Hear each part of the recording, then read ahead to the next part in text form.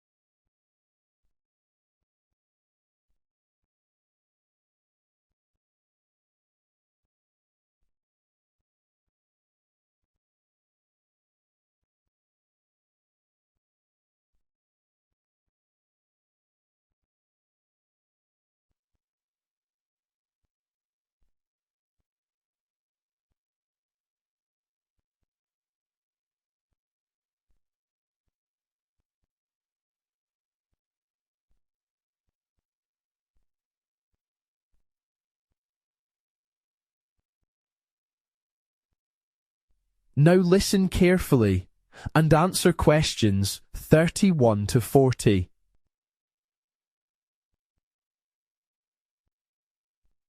Good morning, everyone. In this final week of our series on the history of film, we'll be exploring the rise of colour and sound in cinema, focusing on a key period known as the Golden Age of Hollywood, which lasted from around 1917 to the end of the 1930s.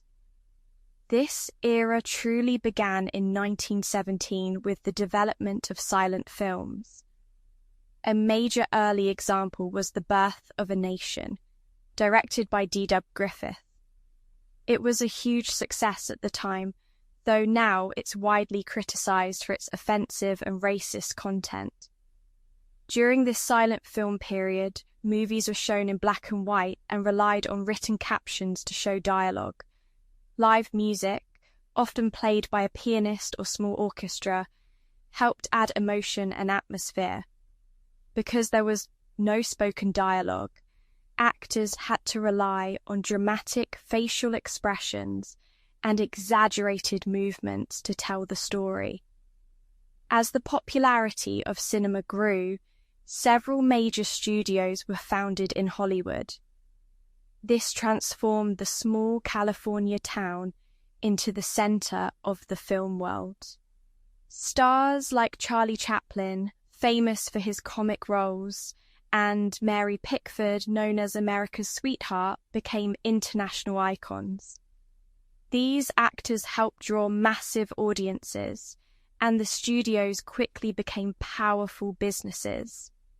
Major companies like Paramount, MGM, and Warner Brothers controlled nearly every part of the film process, from hiring actors to showing films in their own cinemas. This structure became known as the studio system.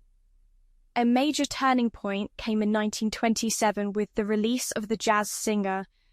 This was the first successful film to include synchronized sound and spoken dialogue. It marked the beginning of a new era, the talkies. The impact was enormous. Audiences were amazed, and soon all major studios began producing sound films. However, the shift wasn't easy. Some silent film stars struggled to adapt because their voices didn't suit the new technology, or their acting style didn't work with spoken dialogue. Studios also had to invest large sums of money in new recording equipment and redesign their sets to prevent sound problems. Despite the economic difficulties of the 1930s, including the Great Depression, Hollywood continued to produce a wide variety of films. People had less money, but they still went to the cinema to escape from daily life. Studios made musicals, romantic comedies, action films, and dramas, many of which are still popular today. These films gave audiences hope glamour, and fantasy in difficult times. The 1930s also brought new technology, particularly in colour. While colour films had existed in some form for years, the process was expensive and difficult. That began to change with the introduction of Technicolor, which allowed for brighter, more stable colours. A major breakthrough came in 1937 with Walt Disney's Snow White and the Seven Dwarfs, the first full-length animated feature. It was a huge success and showed that animation could be both artistically impressive and commercially viable. By 1939, several important films were released that are now considered classics, such as Gone with the Wind and The Wizard of Oz. Both were made in colour and are often seen as the peak of Hollywood's golden age. But 1939 also marked the beginning of World War II, which had a major effect on the film industry. Many actors and directors joined the war effort, and studios began making propaganda films to support national morale. After the war, the industry faced new challenges. One of these was the rise of television in the 1950s. For the first time, people could be entertained at home for free, which led to a drop in cinema attendance. In response, studios tried to bring audiences back with new innovations like widescreen formats and 3D films. Although these methods had mixed success, they showed how the film industry had to keep evolving to stay relevant. While the golden age technically ended in the 1940s, its influence continues to shape modern cinema.